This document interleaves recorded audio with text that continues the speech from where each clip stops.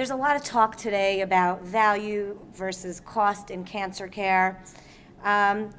Many people weigh in on this topic, but we rarely ask the patient themselves. We're fortunate to have Rochelle and Seporah on the line today, and get a sense from you as someone who's living with metastatic breast cancer.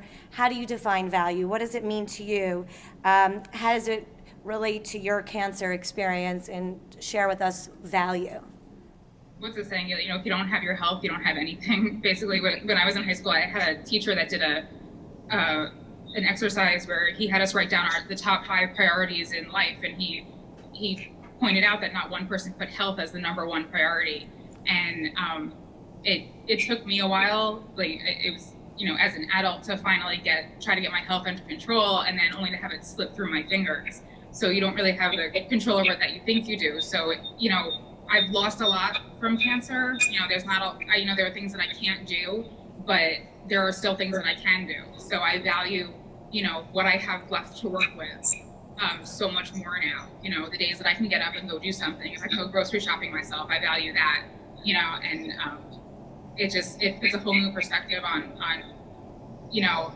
success almost. I used to be just like a go person, and I was very active, and if I could run a certain amount or bike a certain amount, that was good. And now, the other day I biked for 5 minutes. I have a stationary bike in my apartment, so no worries about me falling off on the street. But if I can go for 5 minutes without feeling sick, I'm like, great, this was a great day. So it puts everything in perspective, and I value that 5 minutes that I was able to almost kind of feel like my old self again.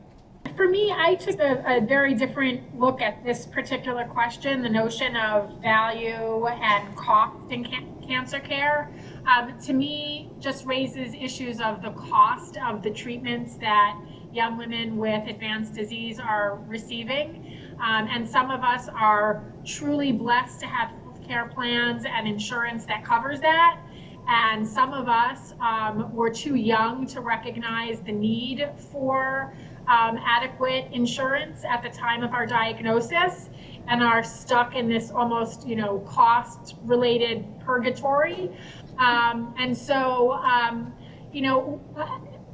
nothing that I'm going to say is going to change the cost of some of these medications that I'm on. I feel truly blessed that they're available to me, but I also recognize how precarious a situation this is for many, if not most, young women living with metastatic disease who did not have the opportunity to get the kind of health care insurance in place before their disease struck.